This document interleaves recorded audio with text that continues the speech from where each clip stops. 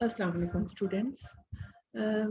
Today we will discuss last topic of our chapter number 6, that is magnetic fields in matter. Okay, and we will discuss the last topic, that is linear and non-linear media, and basically we discuss only one topic, that is the magnetic susceptibility and permeability. Now, basically, before discussing these magnetic susceptibility and permeability, we know that we discussed in last topics, that is magnetic dipole moment and magnetization. You know that magnetic dipole moment is equal to current into area, and magnetization is equal to magnetic dipole moment per unit volume. We know that the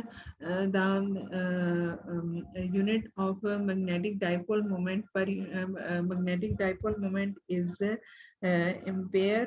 Ampere for current I into A होता है ना, m is equal to I into A. I जो है वो हमारे पास क्या है, एम्पेयर उसका यूनिट होता है और एरिया का होता है metre square. So magnetic dipole moment का जो यूनिट होगा वो हमारे पास क्या होगा, एम्पेयर मीटर स्क्वायर.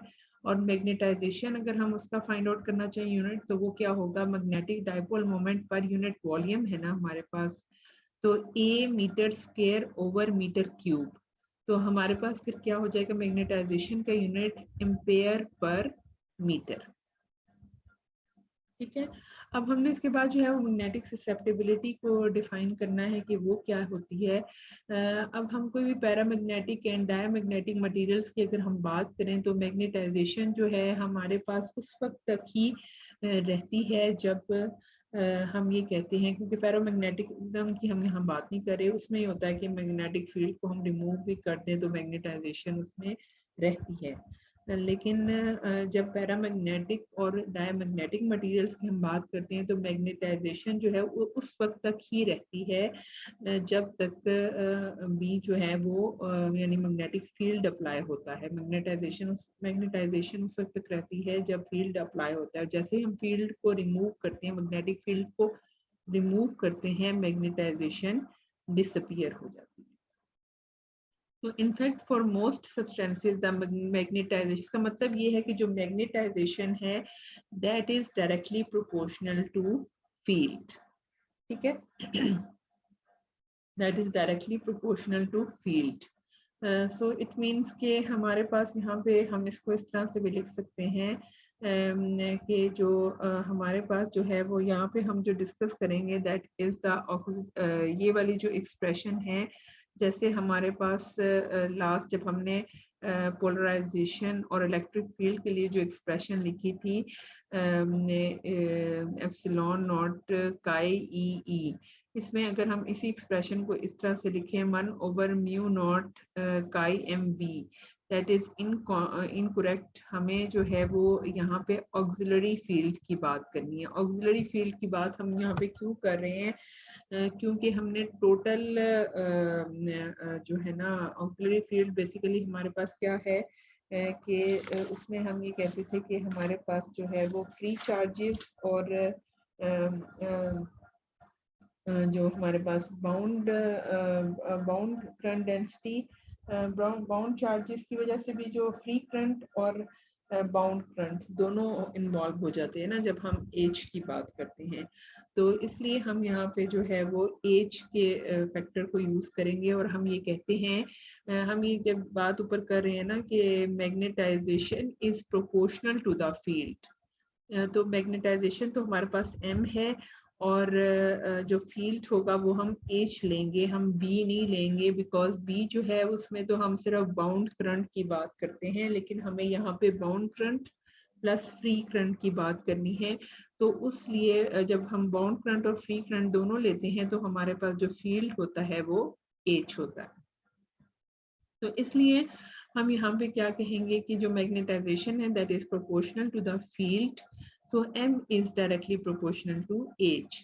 और जब हम प्रोपोर्शनलिटी को इक्वलिटी में चेंज करेंगे तो हमारे पास जो कांस्टेंट होगा दैट इज इक्वल टू काई m, and that chi m is called the constant of proportionality chi m is called the magnetic susceptibility.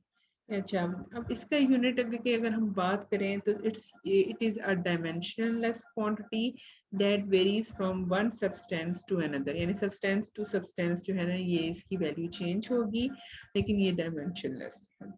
तो इट मीन्स ये जो है ना पैरामैग्नेटिक्स के लिए जो है पॉजिटिव होती है और डायमैग्नेटिक्स के लिए नेगेटिव होती है, क्योंकि इसमें डायरेक्शन का हो जाता है कि एक ही पैरामैग्नेटिक्स में डायरेक्शन उसकी डायरेक्शन में मैग्नेटाइजेशन प्रोड्यूस होती है जो हमारे पास मतलब सेम डायरेक्शन में होती है, और उसमें डायमैग्नेटिक्स में ऑपोजिट डायरेक्शन में होती है।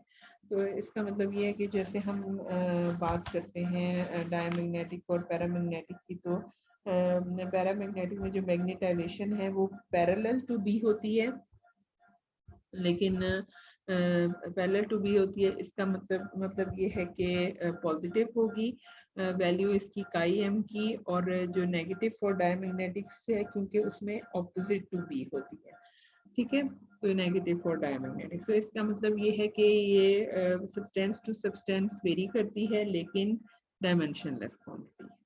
तो अच्छा, इसके बाद ये है कि मटेरियल्स जो है वो अगर हम एक और भी हमारे पास एक्सप्रेशन है, जब हमने लास्ट एच की वैल्यू फाइंड आउट की थी तो हमने ये कहा था कि that the value of H is equal to 1/μ0 b minus m।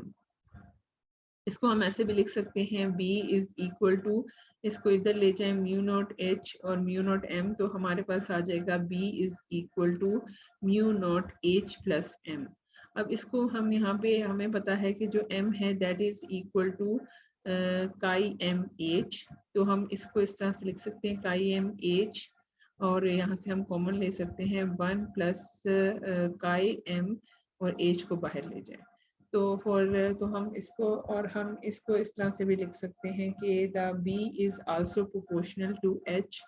तो इसका मतलब ये है कि जो b है वो भी प्रोपोर्शनल है h के, लेकिन उसमें हम ये फैक्टर ले लेते हैं म्यू का, b is equal to mu h, mu को हम कांस्टेंट ले लेते हैं। अगर हम ये कहते हैं कि b जो है that is proportional to h, तो b इज इक्वल टू, इसमें कांस्टेंट होगा that is equal to mu, where mu is equal to mu naught 1 plus chi M, and that mu is called permeability of the material. यानी basically जो magnetic susceptibility है और permeability है दोनों constant है। In a vacuum where there is no matter to magnetize, the susceptibility chi m vanishes and the permeability is mu naught. That's why mu naught is called basically mu naught is the permeability of free space. ये जो है ये basically हमने छोटा सा एक topic किया है जिसमें आपने मैग्नेटिक ससेप्टिबिलिटी और मैग्नेटिक और परमेबिलिटी की डिफाइन किया है, और ये जो है इससे रिलेटेड मैं कुछ न्यूमेरिकल्स अभी आप लोगों को पेपर में दे सकती हूँ, आप लोग देख लेना। इसमें कुछ न्यूमेरिकल्स कौन कौन से आ सकते हैं, ये जो है इसमें आपके पास जो है वो ये न्यूमेरिकल यहाँ पे तो कोई नहीं हुआ हुआ। बहरहाल ये है कि इससे रिलेटेड आप जो एग्जाम्पल 6.3 और एग्जाम्पल 6.2, ये दोनों एग्जाम्पल 6.2 और एग्जाम्पल 6.3 जो है ये आप लोगों ने सॉल्व करनी है, और फिर मुझे अगर कोई प्रॉब्लम हो तो आप मुझे बता सकते हो कि हमें इसमें प्रॉब्लम हो रही है, ठीक है। इसके बाद हम जो है वो नेक्स्ट जो चैप्टर है 7, वो हम नेक्स्ट में जूम की वीडियो जो है दोबारा से करती हूँ, तो उसमें हम लोग डिस्कस करेंगे चैप्टर नंबर 7, ठीक है।